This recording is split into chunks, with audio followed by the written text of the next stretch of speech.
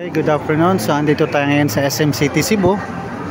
So may naalala ko dati na may nagtanong sa akin regarding naman sa ventilation. Okay, so timing may papakita ko sa inyo.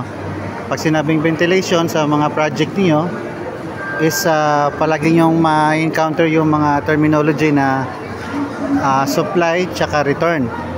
So papakita ko sa inyo kung ano ang example ng supply tsaka return grill. Yan, so ito yung sample ng supply.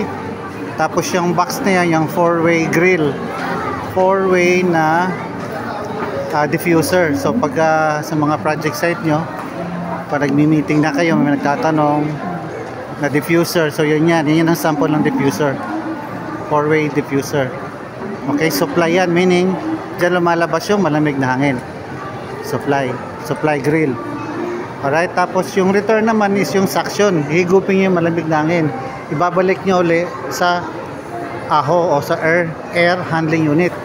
So most likely, nasa tagiliran na. Although hindi naman palagi. Pag ganito mga mall, yung mga return grill is nasa tagiliran. Nandyan. Pero hindi natin ma-confirm kung yan ba yung return grill nila. No? Kasi marami rin, no? Pero most likely naman kasi mas marami yung return kaysa supply or mas malaki. So mapapansin nyo rito sa SM, lahat ng mga wall, no, mga side wall nila is meron siyang grill. So most likely yun yung return. Pero ngayon di natin ma-confirm. So comment nyo na lang yung mga nakatrabaho dito sa SM kung yun ba talaga. Basta most likely nasa tagiliran talaga. Pero meron din namang return na nasa ceiling, no?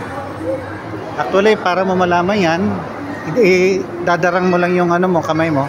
Pagka may hangin, supply yun. Pagka wala, most likely yun yung return. Okay, saka meron din terminology na volume damper. Yun palagi nyo maririnig yun, pero hindi natin mapapakita kasi nasa loob na ng ducting yun eh. Alright, so hindi natin mapapakita yun. Alright, to summary, pagka ventilation o air conditioning, merong supply tsaka return. Yung supply, dun lumalabas yung malamig na hangin.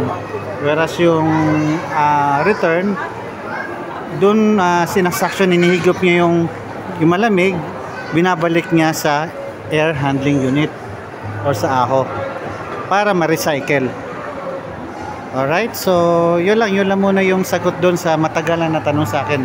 Timing naman, napapasyal tayo after election, barangay election, napadaan tayo dito sa SM City Cebu. Alright, sige, thank you.